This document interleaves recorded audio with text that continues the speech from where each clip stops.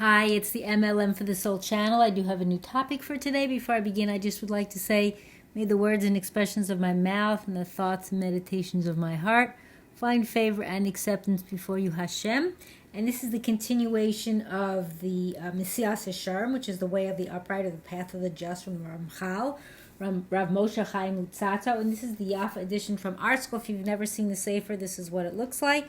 And I will have a link below to ArtScroll so you can check out all the offer. This is part number 81, still in chapter 19. It is, I think, the longest chapter in this Sefer. I think it's almost about 80 pages. So, Baruch Hashem, we're getting closer to almost finishing it, but not quite there yet. Still talking about Chassidus. The elements of Chassidus is this chapter, or Piety, as it's called.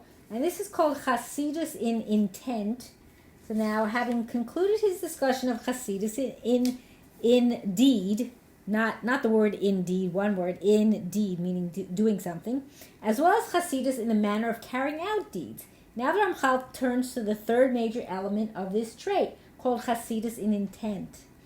We have clarified up until now the aspect of Chassidus that depends upon expanding one's performance of good deeds, and the aspect that depends upon the preferred manner of carrying out deeds.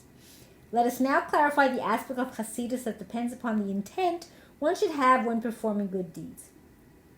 We have also already discussed above in chapter 16 the concept of performing a mitzvah lishma, which is for its own sake, or shelo lishma, not for its own sake, according to their various levels.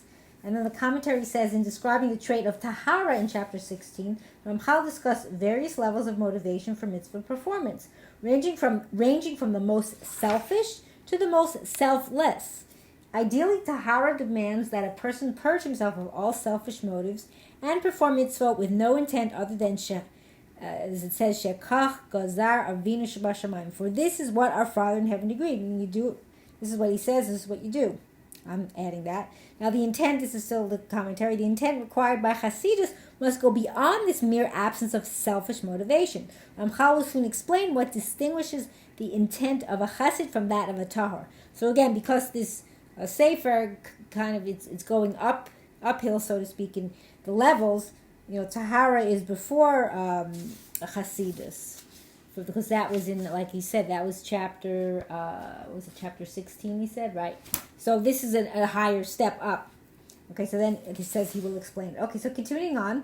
So again, just to go back to where he says, so according to their various levels, meaning lishma and lo lishma, thereby touching on the subject of proper intent. Here we will thoroughly explore the intent demanded by Chassidus.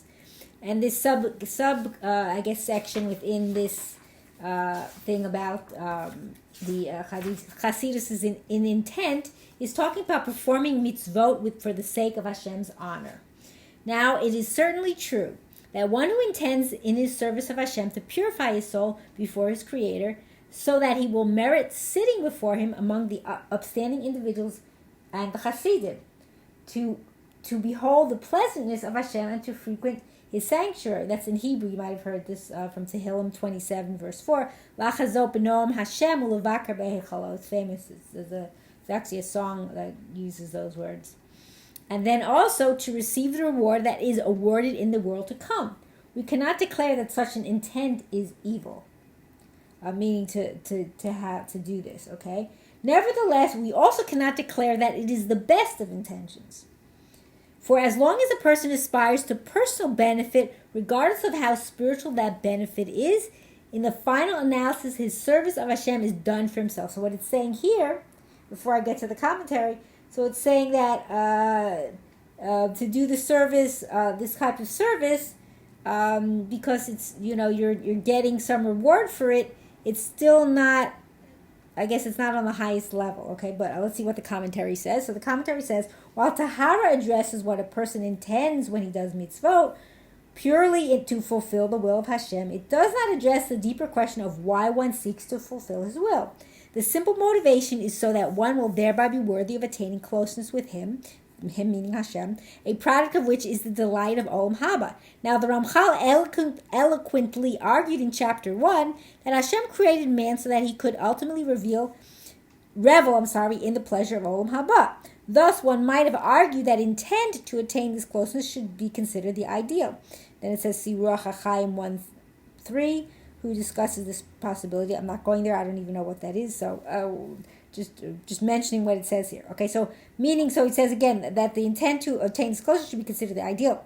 Ramchal rejects this argument as even such intent is inherently selfish to agree. Like I just said, what it says here, because of the reward. You're still getting something for your own gain. Now he continues. What then is considered the optimal intent, and why is it considered a derivative of love of Hashem? So he says, but the truest level of pure intent found among those Chassidim who have toiled and strived to attain it.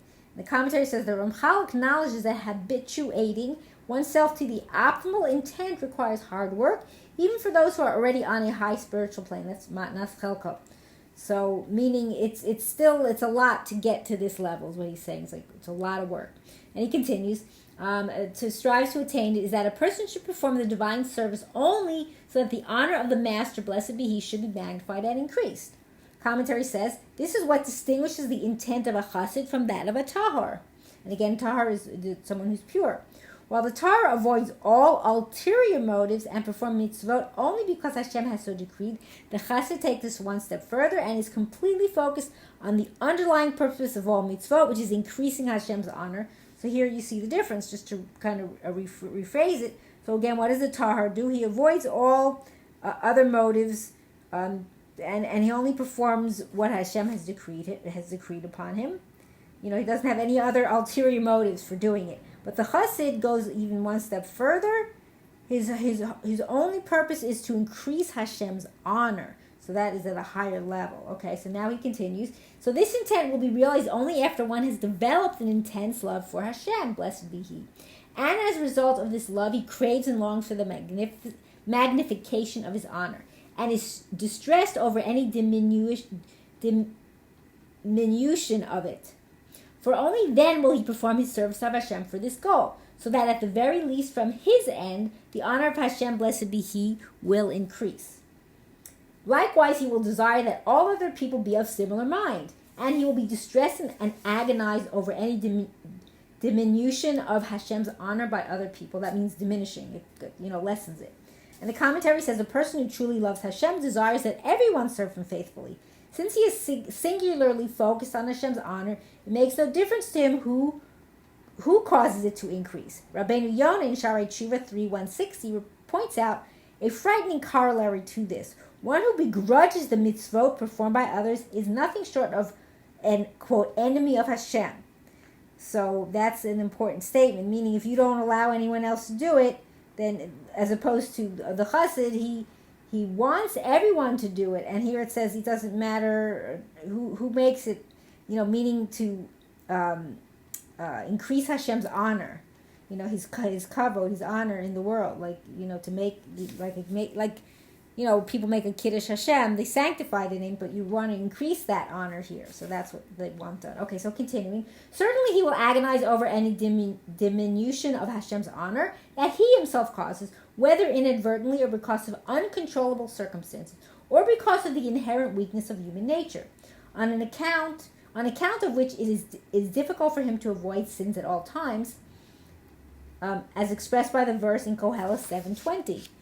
The very famous pasuk too. Ki adam ein tzadik ba'aretz asher yaseh tov v'lo yechta. For there is no man so holy righteous on earth that he always does good and never sins.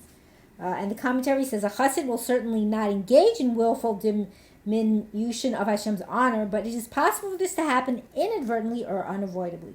Since the chassid is focused on increasing Hashem's honor and not on his own benefit, he will be distressed whether he bears responsibility for it or not. On the other hand, one who is more selfishly motivated will be unmoved by an accidental or unavoidable diminution of Hashem's honor. After all, he personally was not responsible and not be punished. It doesn't matter. The chassid still doesn't matter whether he was responsible or not. It still bothers him. So that's why he's on a higher level. Okay, so continuing on. A teaching of our sages elaborates on several aspects of this praiseworthy intent. The sages clarified this matter of optimal intent in Tana Devei Eliyahu, who Eliyahu Hanavi is remembered for good. And it says Eliyahu, it's saying Tana Devei Elio, the commentary says Tana Devei Elio contains teachings that it was transmitted by Elio Hanavi. That's why it's called that. And then it also says see Kesubos 1086a and Shem Hagadolim Seder Eliyahu Rabba V'Seder Eliyahu Zuta. So those are just other sources as well. So they said there, and they said there, that's in Tana Devei Eliyahu Rabba 13, any sage of Israel who is imbued with true understanding of the words of the Torah, and who agonizes all his days over the diminished honor of the Holy One, blessed is he, and over the diminished honor of Israel.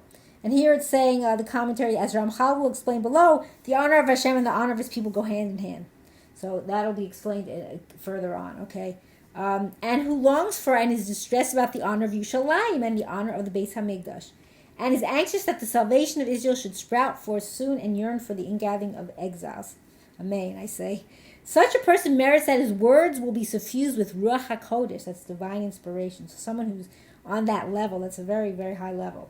Don't forget, like as I said before, these levels go up. So to get to this, it takes a long time to even get to this point, of the Chassidus, because you've had to go to all these other steps that I've discussed for many months now, or over a year or so. Okay, so he continues. Thus, since the intent leads to Ruach HaKodesh, you may infer that this is the optimal intent in serving Hashem. The intent that is completely removed from any concern for personal benefit and is focused only on the honor of the omnipresent and on the sanctification of his name, blessed be he, which is sanctified by his creatures when they do his will. About this type of person, the sages stated in Zohar and Mishpatim 1:14b. Who is a chassid? One who acts with chesed towards his creator. I don't know this pasuk well, but it's V'al zeh yomru ezehu chassid hamitchasedim kono. So that means he acts with chesed. And the commentary says, in reality, Hashem lacks nothing, and we give him nothing by honoring him. See Eov also, it says Eov 35, verse 7.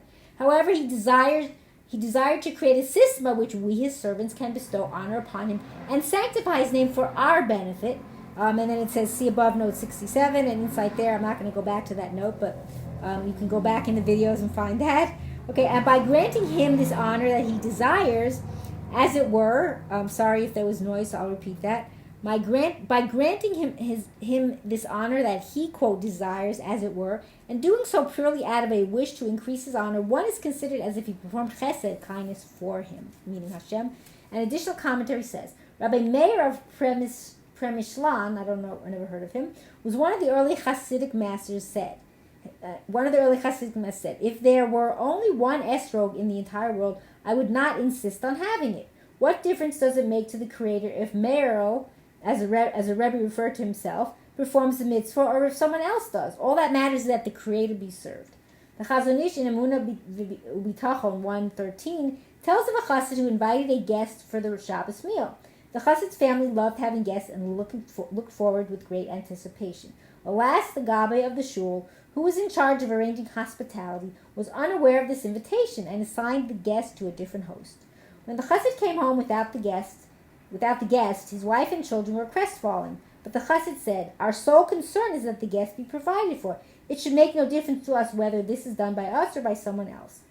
And then in a similar vein, a person once did a great favor for Rabbi Aharon of Karlin, author of Beis Aharon. To express his gratitude, the Rebbe said, you may choose between imi b'mechitzati, which means to share my place in the world to come, or to become wealthy. The person chose wealth. His comrades were dumbfounded. How could he pass up such an august, eternal, spiritual reward in favor of money in this temporal existence? He responded, a great share in the world to come?